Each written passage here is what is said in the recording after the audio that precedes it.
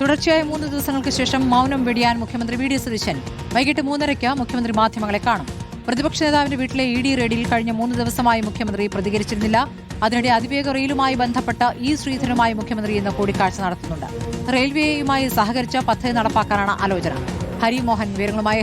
ഹരിമോഹൻ, ഇപ്പോൾ മുഖ്യമന്ത്രിയുടെ ഇന്നത്തെ വാർത്താ സമ്മേളനത്തിനേറെ പ്രത്യേകതകളുണ്ട്. കഴിഞ്ഞ മന്ത്രിസഭാ യോഗങ്ങൾക്ക് ശേഷമൊക്കെ അദ്ദേഹം വളരെ വേഗം തന്നെ പ്രതികരിക്കുന്നു. പക്ഷേ പിണറായി വിജയന്റെ പ്രതിപക്ഷ നേതാവിന്റെ വീട്ടിലേക്ക് ഇ ഡി എത്തിയതിനു ശേഷം അദ്ദേഹം മൗനം തുടരുകയാണ്. ആ മൗനം ഭഞ്ജിക്കുമോ ഇന്നത്തെ വാർത്താ സമ്മേളനത്തിൽ? അതല്ലേ നിങ്ങൾ എല്ലാവരും ഉറ്റുനോക്കുന്നത്?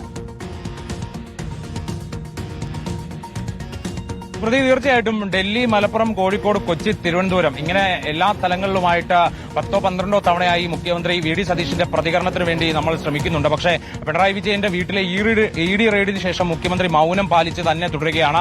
അതിനുശേഷം പരസ്യമായി ഒരു പ്രതികരണം പോലും അദ്ദേഹം നടത്തിയിട്ടില്ല. അങ്ങനെ ഇരിക്കുമ്പോഴാണ് 3 ദിവസത്തിന് ശേഷം അദ്ദേഹം ഒരു വാർത്താ സമ്മേളനമായി തന്നെ വിളിക്കുന്നത്.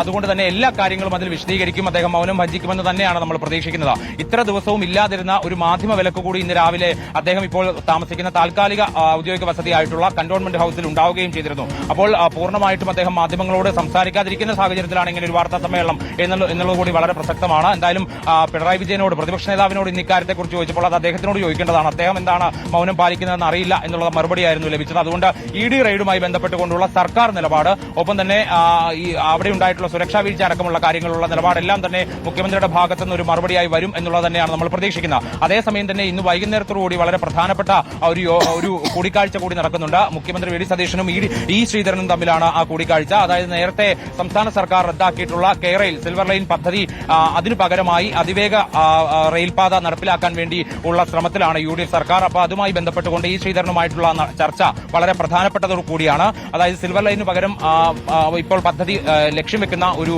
അതിവേഗ റെയിൽപാതയുമായി ബന്ധപ്പെട്ടുകൊണ്ട് ഇ ശ്രീധരൻ സർക്കാരുമായി സഹകരിക്കുമോ, സർക്കാർ എങ്ങനെയാണ് ഇ ശ്രീധരനുമായി ചേർന്ന് നിന്ന് ആ പദ്ധതി നടപ്പിലാക്കാൻ പോകുന്നത് എന്നുള്ളതാണ് ഇനിയിപ്പോൾ വ്യക്തമാകാൻ പോകുന്നത്. വാർത്താ സമ്മേളനം പ്രധാനമാണ്. അതിനുശേഷമാണ് ഇ ശ്രീധരനുമായുള്ള കൂടിക്കാഴ്ചയും നടക്കാനിരിക്കുന്നത്.